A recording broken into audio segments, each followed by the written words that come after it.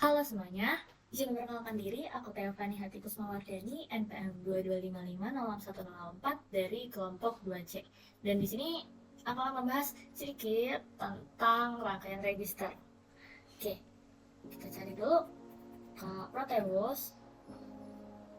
Jadi register itu berdasarkan input outputnya itu ada namanya seri sama ada namanya paralel. Nah, ini udah aku tapatin, bentar aku beresin dulu deh. Gini. Jadi yang dimaksud sama rangkaian yang seri itu adalah rangkaian yang kalau inputnya seri berarti inputnya itu cuma satu dan nanti akan dimasukkan secara beruntun datanya. Jadi melalui satu gerbang aja. Contohnya kayak gini atau kayak gini. Kita bisa lihat depannya S, serial input. Dan kalau outputnya sifatnya itu juga seri, dia itu akan keluarnya sebagai satu gini dan nanti beruntun nih di sini-sininya nanti keluar. Gitu. Belakangnya nih serial output, sama di sini juga serial output nih, karena outputnya ada di satu begini. Lalu yang namanya paralel input itu berarti inputnya akan masuk secara serentak gitu. Contohnya ada di dua ini nih, yang depannya PI, paralel input. Data-datanya bisa kita masukkan bersama-sama serentak. Ini input 1, input 2, input 3, input 4. Input 1, input 2, input 3, input 4 langsung dimasukin jepret. Waduh, salah. Oke, gitu intinya. Nah, lalu kalau parallel output itu apa? Parallel output itu adalah ketika outputnya itu bisa kita keluarkan secara serentak dan gak harus menunggu beruntun kayak yang di sini tadi. Jadi bisa kita keluarkan bareng-bareng di sini. Ketika nanti kita run, hasilnya itu akan keluar masing-masing di sini. Nih. Pula dengan yang ini. Ini walaupun ada di atas ya, tapi kalau kita lihat ini pakai logic probe. Logic probe, ini namanya logic probe dan ini fungsinya untuk mengatur outputnya itu di mana gitu. Ini namanya output. Tuh. Nah, di sini untuk register kita akan memakainya yang D. Ini ada JK juga tapi nggak kita pakai. Kita akan pakai yang D aja. Berdasarkan input outputnya, register itu dibagi 4. Ini ada SISO, SIPO, PIPO, PISO. Apa sih? SISO itu berarti serial input, serial output. Masuknya secara seri dan keluar secara seri. Masuknya beruntun dan keluarnya beruntun. SIPO, serial input, parallel output. Masuknya secara seri tapi bisa keluar secara paralel. Jadi datanya ini untuk mengeluarkan atau untuk mendapatkan datanya itu kita nggak harus menunggu kayak di sini beruntun gitu. Ketika kita masukin bisa dia diakses di sini, hasilnya langsung ada. Berikutnya ada parallel input dan parallel output. Jadi masuknya secara serentak, secara paralel, dan keluarnya juga secara serentak, secara paralel. Kalau di sini sebenarnya antar flip flopnya itu nggak ada hubungan selain clocknya yang barengan sih. BTW aja ini clocknya belum aku masukin karena suka error. Nanti clocknya bakal kita masukin di bagian sini. Tuh. Ini untuk masuk ke clocknya ini, kecuali clock yang sama-sama nyambung di waktu bersamaan ini, sebenarnya di pipo ini flip flopnya nggak ada hubungannya satu sama lain. Karena masuknya paralel keluarnya paralel, ini juga langsung ke sini. Berbeda sama yang serial tadi karena dia ada namanya pergeseran data. Data 1 masuk ke kedua, masuk sebagai input ketiga, masuk sebagai input keempat gitu. Nah, khusus yang terakhir yang rasanya lebih complicated daripada 3 lainnya nih. Salah. Ini. Nah, ini dia masuknya itu secara paralel ya. Ada 1, 2, 3, 4 inputnya di sini dan outputnya itu hanya satu seri. Jadi nanti dia akan masuk di sini. Salah. Dia akan masuk di sini. Dari sini semua masuk secara bersamaan atau serentak, tapi keluarnya akan satu-satu beruntun. Nah, disinilah diperlukan kejelian mata dalam melihatnya, karena clocknya itu lumayan cepat. Nanti clocknya itu ada di, udah belum? Nah, clocknya itu akan ada di sini. Lalu kalau untuk SIPO ini clocknya di sini, dan untuk SISO ini clocknya di sini. Nih. Iya, susah ternyata. Belum bisa kontrolnya. Kita akan bahas mulai dari SISO. Jadi, di sini merangkai 4 flip flop. Kan kalau FYI sebelumnya nih, register itu kan gabungan flip flop nih. untuk menyimpan data sementara. Jumlah bitnya itu tergantung sama jumlah flip-flopnya. Tuh. Jadi karena ini ada 4 flip-flop, kita bisa memasukkan data yang jumlahnya 4 bit. 4 angka. Tentu saja pakai biner. Dia nggak bisa angka 2, angka 3. Oke. Anggap aja kita memasukin angka berapa ya? 5 kali ya, seru. Iya, angka 5 aja. Bentar, kita satu-satu. Kita hilangin dulu. Biar nanti nggak error, suka error dia tuh. Kita satu-satu, anggap aja kita bakal pakai ini karena masih penjelasan. Kita pakai logic step dulu ya. Jadi prinsipnya itu ada namanya pergeseran kalau dalam input serial. Jadi input dari flip-flop pertama akan masuk sebagai input flip-flop kedua, input flip-flop ketiga, dan input flip-flop keempat. Contohnya gini, ketika kita mau masukin berapa tadi, angka 5 ya. Angka 5 itu kalau dalam biner 101 enggak sih? Tapi kalau dibuat 4 bit berarti 0101, ya kan? Nah, tapi karena kita akan membaca seri beruntun, maka yang keluar itu pasti adalah angka belakangnya dulu. Jadi kita harus ingat untuk catat angka belakangnya itu di otak aja, nggak usah ditulis, nggak apa-apa. Angka belakangnya itu dicatat, lalu nanti diingat-ingat urutannya. Oke, kita mau buat angka 5, berarti 0101. Yang pertama harus kita masukin adalah angka 1. Kita aktifkan clocknya. Masuk ya dia, udah sampai di clock kedua nih. Terus kita masukin 0. Clock. Nih, angka 1 yang tadi kita masukkan, dia udah bergeser sebagai hasil dari outputnya flip-flop 2. Tadinya kan ada di sini. Tapi ketika kita masukin lagi satu data dan kita clock lagi, dia akan bergeser ke sini. Dan nantinya ini akan bergeser sebagai hasil dari flip-flop 3. Kita masukin satu lagi, karena tadi 0101 ya. Tek. Nah, di sini output 3-nya ini udah bernilai 1, output 2-nya 0, dan output 1-nya 1. Angka terakhir kita masukin 0. Kita hitung nih. Pertama 1. Tambahin lagi. Khususnya kalau di serial itu kita harus nambahin clock hingga semuanya nanti bisa keluar. Jadi nggak bisa hanya 1 clock, 2 clock, atau 4 clock gitu terus klik langsung keluar, nggak bisa. Kita harus tambahin lagi. Udah tuh 1 keluar. Set 0. 1 0. Ingat 1 0. Set 1 0. Dan kalau kita hitung tadi itu adalah 1010 dibaca dari seberangnya berarti 0101. Artinya angkanya 5. Oke. Kita coba ya, berhentiin dulu guys. Kita pakai clocknya beneran ya. Ketika kita pakai clock harus ekstra hati-hati matanya untuk melihat. Gini caranya, karena clock ini dia punya ritme waktunya sendiri, dia punya temponya sendiri. Kita harus mainan tempo, dan kalau caraku adalah pakai ketukan. Setiap warnanya merah berarti angkanya 1. Dan clock itu hidup atau aktif ketika angkanya 1. Berarti setiap warnanya merah aku akan mengetuk, jadi nanti kita ngitungnya setiap ketukan aja gitu. 2, 3, 4. Setelah hitungan keempat nanti aku akan mulai masukin data dari sini. Oke? 1, 2, 3, 4.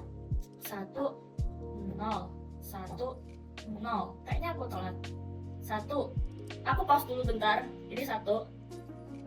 Terus kita play lagi. 0, mana 0, 0, 1, 0. Oke. Berarti benar ya tadi yang keluar itu 1010, atau kalau kita baca dari seberangnya 0101. Itu untuk yang siso. Kalem. Kita hilangin lagi clocknya biar nggak suka error dia. Kita sekarang bakal masuk ke SIPO. SIPO itu apa? Serial input, tapi dia keluarnya sebagai paralel. Jadi meski dari dimasukin secara seri, secara berurutan, dia bisa keluar secara serempak gitu. Anggapannya kayak kalau ada ruang 1, ruang 2, ruang 3, ruang 4, pesertanya dalam satu ruang itu cuma bisa satu, dia itu untuk keluar dari maze lah ya, anggap aja ini adalah sebuah maze, sebuah labirin yang ada tahapannya. Untuk peserta pertama bisa keluar itu, dia nggak harus menunggu peserta di sini nih, nggak harus nunggu dia keluar dulu, karena di antara kedua ruang maze tadi ada jalan keluar sendiri, ada exitnya masing-masing gitu. Anggap aja dulu seperti itu kita pakai ini logic step di sini karena masih mau materi ngeng. Oke. Sambil itu aja kali ya biar seru. Nah, oke cak. Jadi di sini kita akan masukin angka 5 lagi lah ya. Berarti 0101 masih inget kan? 0101. Angka pertama yang harus kita masukkan itu dari belakang, berarti 1, berikutnya 0, lalu 1 lagi, lalu 0. Itu udah pas. Oke. Charging. 101 dimasukin sebagai 1010. Hasilnya di sini akan jadi 1010. Kita masukkan secara beruntun tapi dibalik bacanya dari belakang, dari kanan, karena masukinnya secara seri atau beruntun. Jadi kita masukin 1, kita hidupkan. Tek. Keluarkan di sini 1. Kita nolin lagi. Tek. Satunya akan pindah. Lalu di sini data dari sini akan masuk sebagai 0 di sini. Kita masukin 1. Tek. Nih, data 1 akan masuk ke sini. Dan data yang tadinya sini 0, dia akan berpindah ke sini. Lalu data di sini tadinya 1, dia akan pindah sebagai hasil dari output flip-flop ketiga ada di sini. 1 angka lagi, tek. Nah, jadilah di sini ada 0101 atau desimalnya itu adalah 5. Gitu. Kita berhentiin dulu, kita ganti sama clock biar seru.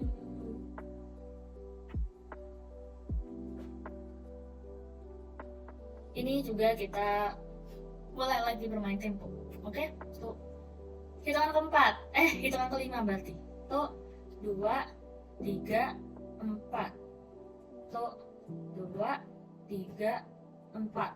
Stop. Aduh, kelewatan. Tapi tadi udah kebaca kan di sini. Ini 1, 0, 1, 0. Terus tadi ke pause. Sorry. Tapi tadi di sini udah kebaca 1, 0, 1, 0 sesuai input kita. Oke. Jadi fungsinya clock ini untuk anggapannya aja memperbolehkan dia merubah outputnya gitulah dari inputnya. Anggap aja inputnya tuh boleh masuk ke outputnya gitu. Berarti berhasil lah yang bagian SIPO tadi. Sekarang kita bakal next ke berikutnya. Kita hapus lagi clocknya. Kita masuk ke PIPO atau parallel input dan parallel output. Kalau di sini mana dulu logic stepnya, masukin dulu, lupa. Oke.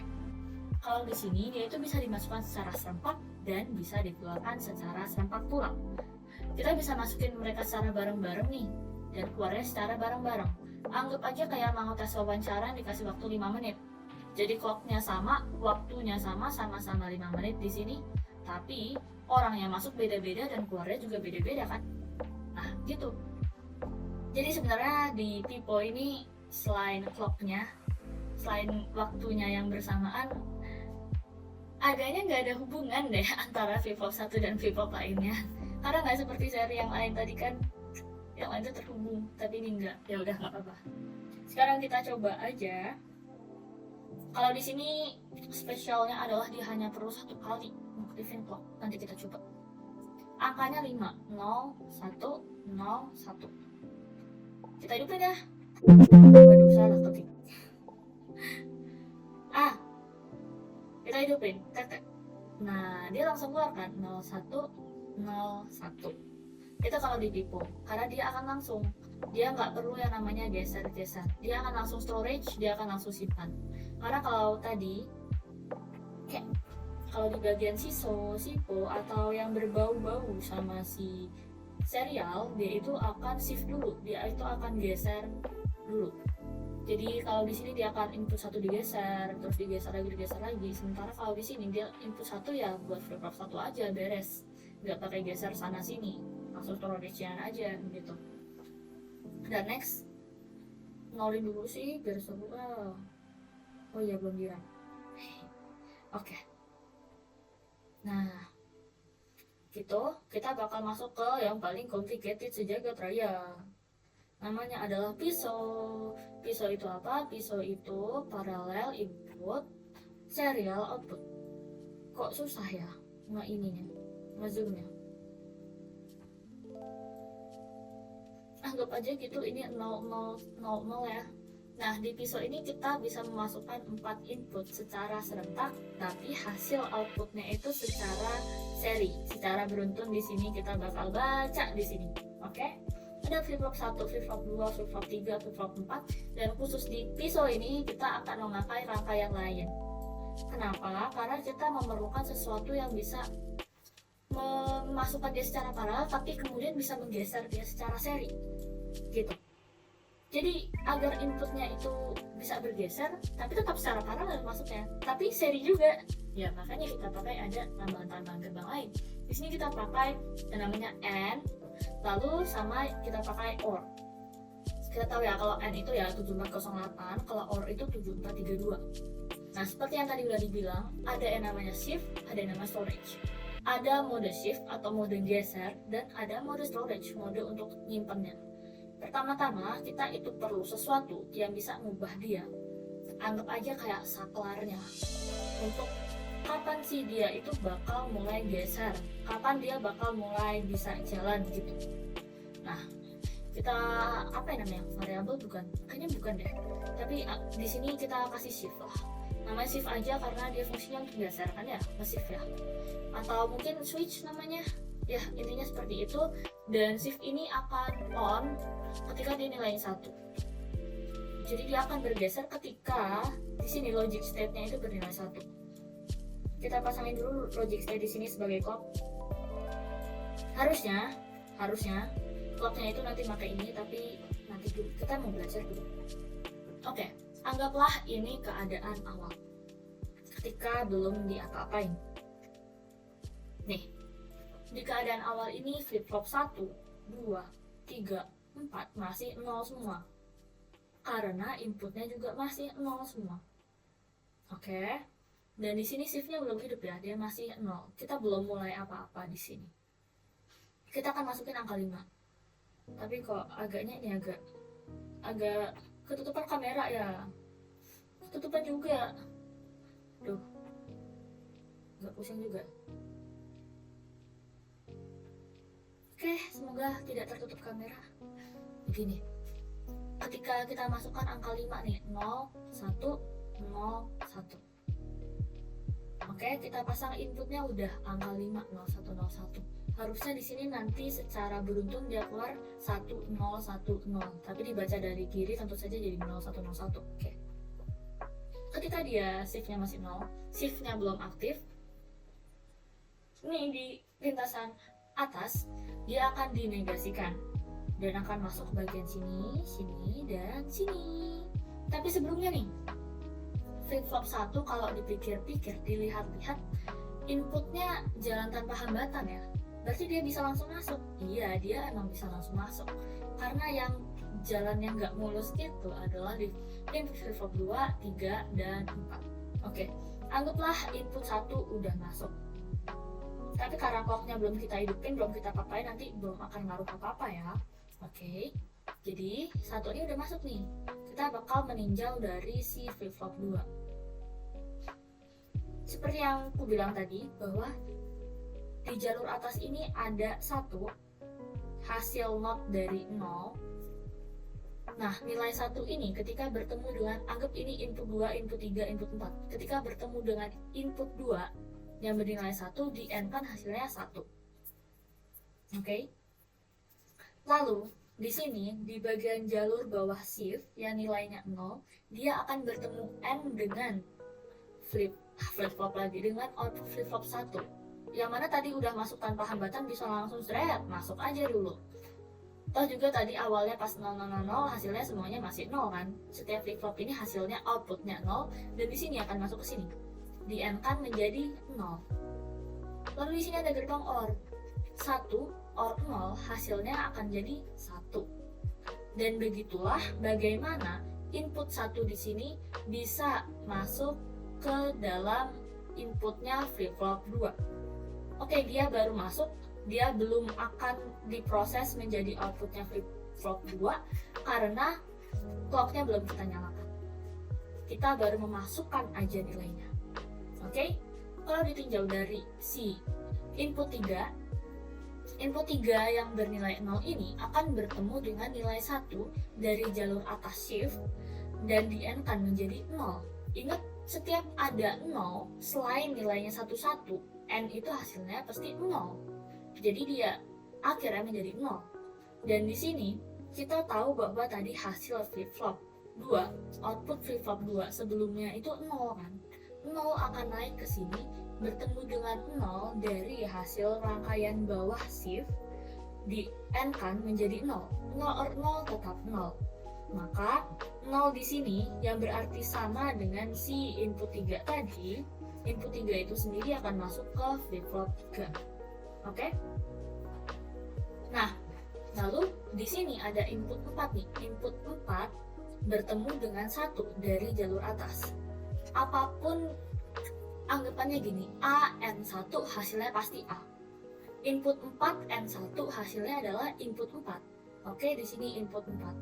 Lalu di sini karena dia mendapat masukan 0 dari rangkaian bawah shift dan mendapat masukan 0 juga dari output flip-flop 3 sebelumnya, jadi N kan menjadi 0. Nah, di sini ketemulah si input 4 sama 0. Kalau dalam OR, A OR 0 hasilnya pasti A. Maka input 4 OR 0 hasilnya pasti input 4. Dan begitulah bagaimana input 4 dari atas ini bisa dia turun sebagai inputnya flip-flop 4. Oke, semua udah masuk? Oke, sudah aman. Sekarang kita nyalakan clocknya sekali. Tek. Oke. Bisa dilihat di sini yang tadinya input dia sudah diproses dan sudah keluar menjadi output. Flip-flop 2 keadaannya outputnya menjadi 1, flip-flop 3 menjadi 0, flip-flop 4 menjadi 1. Yang tadinya 0, 0, 0, 0 berubah menjadi 0, 1, 0, 1. Udah nih semuanya. Terus gimana biar nilai-nilai lain bisa keluar? Kalau ini kan cuma output flip-flop 4 aja nih yang keluar. Ini mau kita pencet berkali-kali juga dia nggak akan keluar. Gimana caranya? Caranya si shift pergeseran tadi kita aktifkan. Aktifin shift gimana? Ya tinggal dipencet tuh 1. Ya gitu. Dipencetlah dia jadi 1. Maka kita bakal merunutin lagi. Intinya adalah belum ya. Ketika nanti kita aktifkan shiftnya, shift atau bergeser, input ini akan bergeser masuk ke sini. Berarti ini nanti akan jadi 0 dan output 1 akan bergeser menjadi input 0. Input 1 di sini, lalu si output 0 ini akan bergeser ke dalam input flip-flop 4. Jadi input flip-flop 4 nanti akan jadi 1 dan begitu seterusnya. Kita cek. Oke, dengan operasi yang sama seperti yang tadi, 1, 0 di-N-kan jadi 0 dan seterusnya, kita bisa lihat nih. Yang tadinya dari sini 0, dia akan menjalar lewat sini nih. Dia masuk sebagai input flip-flop 2. Padahal tadinya input flip-flop 2 itu 1 kan. Tapi karena shift-nya sudah kita hidupkan, pergeserannya sudah kita hidupkan, maka si 0 ini bisa pindah dia ke sini. Gimana caranya? Oke. Jadi, ketika dia shift-nya belum aktif, di atas ini nilainya 1 dan di bawah ini nilainya 0. Tapi sekarang kebalik. Di sini, karena dia nilainya 1 yang di bawah sini, maka apapun hasil output dari flip-flop 1, karena dia nilainya 1 nih, maka hasil si N-nya itu nanti bakal bergantung sama si hasil output 1. Kita sebut aja ini output 1 biar gampang. Jadi nilainya adalah si output 1 kan. AN1 sama dengan A. Output 1, N1, output 1. Oke, output 1 lolos. Lalu kita lihat di sini dari N yang ini nih, dia mendapat input dari input 2 dan satunya lagi input 0 dari shift atas. Oke, sekarang atasnya itu menjadi 0 karena tadinya 1 diubah jadi 0. di N kan hasilnya adalah 0. 0 ketemu si output 1, hasilnya itu nanti di OR kan akan tetap menjadi 0 atau sama aja kayak output 1. Dan itulah bagaimana output 1 di sini bisa dia datang ke dalam sini. Maka itu disebut sebagai pergeseran, geser dari sini ke sini. Lalu dari 2 di sini, yang merah di sini dia geser ke sini. Sama aja sih sebenarnya caranya juga, dia bakal naik ke sini, dia bertemu dengan 1. Apapun yang di-N-kan dengan 1 itu pasti hasilnya si apapun tadi, yang dalam hal ini adalah output 2, di-N-kan menjadi output 2, di-OR-kan lagi dengan yang di sini hasilnya adalah 0, di-N-kan 0, 0, 0, 0 gitu kan. Maka OR-nya itu pasti adalah output 2. Output 2 ini akan turun ke sini. Dan itulah bagaimana output di sini bisa masuk ke dalam output flip-flop 3. Input flip-flop 3. Begitu pula dengan input output flip-flop 3 yang kemudian masuk menjadi inputnya si flip-flop 4. Kalau udah gini terus kita apain? Kalau udah gini terus kita clockin lagi. Ini tadi udah disimpan kan? 1, ingat-ingat 1 kita clockin lagi nih. Keluarlah 0, berarti udah 1, 0. Kita clockin lagi, set 1. Sekarang posisinya udah 1, 0, 1. Satu lagi, tap 1, 0, 1, 0. Kalau dibaca dari kiri berarti 0, 1, 0, 1. Dan itu adalah biner untuk angka desimal 5. Berarti benar ya, inputnya 0101 dia bisa keluar sebagai 0101 secara seri oleh pisau menggunakan rangkaian ini. Benar ya? Sekarang kita bakal bermain tempo lagi menggunakan clock yang beneran. Jadi kalau clock beneran itu dia punya, kita matiin dulu semuanya. Clock beneran itu dia punya temponya sendiri, merah biru. Kita akan lagi bermain gitu kan. Kita masukin dulu 0, 1, 0, 1. Kita bakal mulai ketuk setelah hitungan keempat. Oh ya, ini set tangannya set di saklarnya ya. Nanti kita bakalan hidupin soalnya. Gitu. 1, 2, 3, 4. Tuh, ulang. Di sini udah ada 1 harus kita simpan karena nanti langsung berubah. 1-nya udah disimpan. Oke. Mana kursor?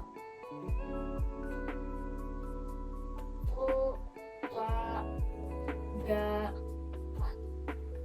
4.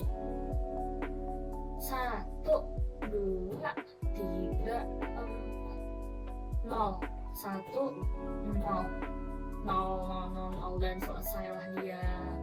Maka kalau kita dapetin tadi 1 yang kita simpen ditambah hasil ketukan kita tadi 0, 1, 0. Berarti hasilnya apa? 1, 0, 1, 0. Dibaca dari kiri apa? 0, 1, 0, 1. Benar kan? 0, 1, 0, 1. Jadi gitulah bagaimana register ini bekerja.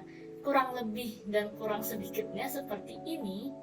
Ini intinya itu ada 4 tipe register berdasarkan cara masuk dan cara keluarnya, cara input dan cara outputnya. Dia ada serial dan ada paralel. Dan mungkin sekian yang dapat saya sampaikan. Terima kasih.